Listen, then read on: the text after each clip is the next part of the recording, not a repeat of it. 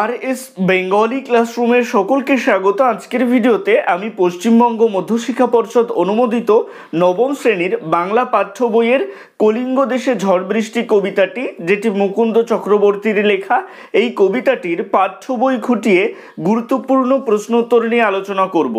এই কবিতাটির বিষয়বস্তু বিশ্লেষণের ভিডিও আগেই RS বেঙ্গলি ক্লাসরুম এই চ্যানেলে প্রকাশিত হয়েছে। তোমরা যারা এখনও পর্যন্ত সেই ভিডিওটি দেখে উঠতে পারোনি, তাদের জন্য আমি ডেসক্রিপশনে ভিডিওর লিঙ্ক দিয়ে দেবো, অবশ্যই সেখান থেকে ভিডিওটি দেখে নিও। তো কথা না বাড়িয়ে শুরু করছি আজকের মূল ভিডিও।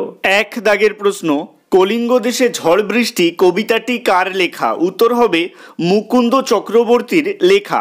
2 দাগের প্রশ্ন, কলিঙ্গ দেশে ঝড় বৃষ্টি কবিতাটি কোন কাব্যগ্রন্থ থেকে নেওয়া হয়েছে? উত্তর হবে চণ্ডীমঙ্গল কাব্য। 3 দাগের প্রশ্ন, চণ্ডীমঙ্গল কাব্যটি কার লেখা? উত্তর হবে মুকুন্দ চক্রবর্তীর। 4 দাগের প্রশ্ন, চণ্ডীমঙ্গল কাব্য রচনা করে মুকুন্দ চক্রবর্তী কি উপাধি লাভ করেন? উত্তর হবে কবি কঙ্কন উপাধি। 5 দাগের প্রশ্ন, মধ্যযুগের বাংলা সাহিত্যে কার রচনাতে প্রথম উপন্যাসের লক্ষণ দৃষ্টিগোচর হয়? উত্তর হবে মুকুন্দ চক্রবর্তীর। 6 দাগের প্রশ্ন, মুকুন্দ চক্রবর্তীর জন্ম কোথায়? উত্তর হবে বর্ধমান জেলার দামুন্না গ্রামে। 7 দাগের প্রশ্ন, মেঘে কইল অন্ধকার, মেঘে কইল অন্ধকার, এর ফলে কি হলো?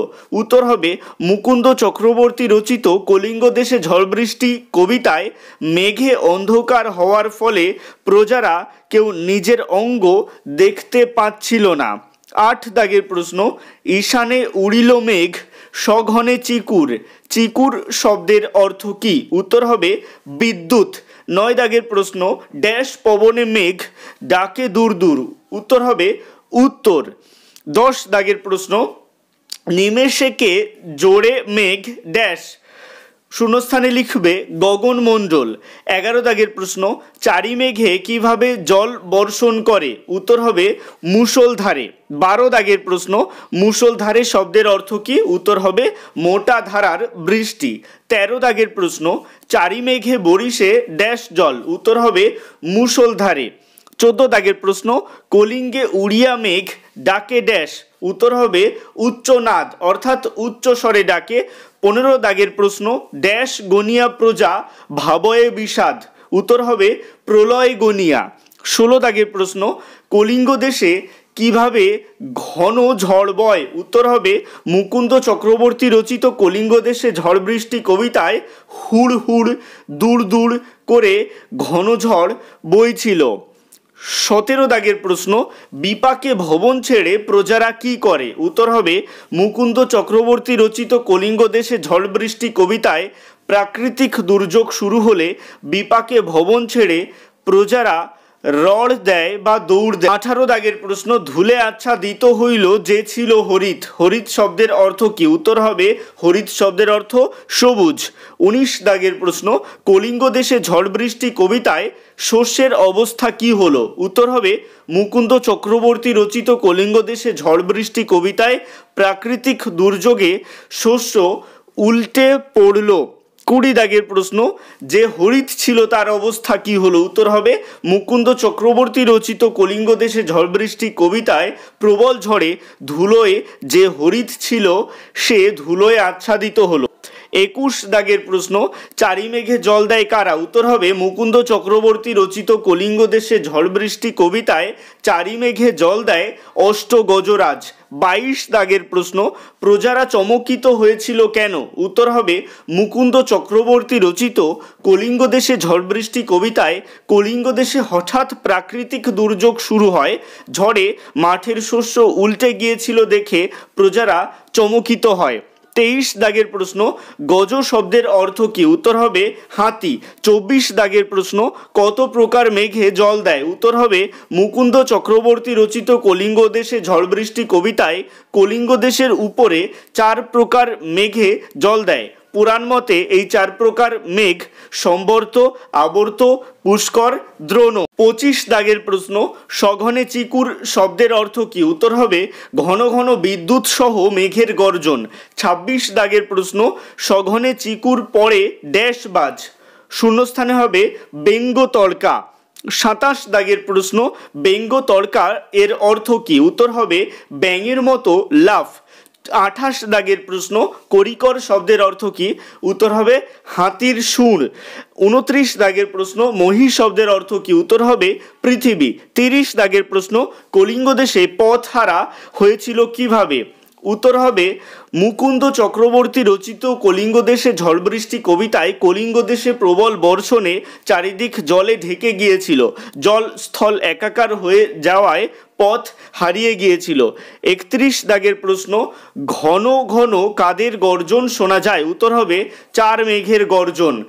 32 দাগের প্রশ্ন, কলিঙ্গ দেশের মানুষরা একে অপরের কথা শুনতে পাচ্ছিল না কেন? উত্তর হবে মুকুন্দ চক্রবর্তী রচিত কলিঙ্গ দেশে ঝড় বৃষ্টি কবিতায় কলিঙ্গ দেশে হঠাৎ প্রাকৃতিক দুর্যোগ নেমে আসে, ঘন ঘন মেঘের গর্জনের কারণে কেউ কারো কথা শুনতে পাচ্ছিল না। 33 দাগের প্রশ্ন, পরিচ্ছিন্ন শব্দের অর্থ কি? উত্তর হবে বিভক্ত বা বিচ্ছিন্ন। 34 দাগের প্রশ্ন, পরিচ্ছিন্ন নাহি ড্যাশ, শূন্যস্থানে লিখবে সন্ধ্যা দিবস ও রজনী। 35 দাগের প্রশ্ন, কলিঙ্গ দেশে সন্ধ্যা দিবস রজনীর মধ্যে পার্থক্য বোঝা যাচ্ছিল না কেন?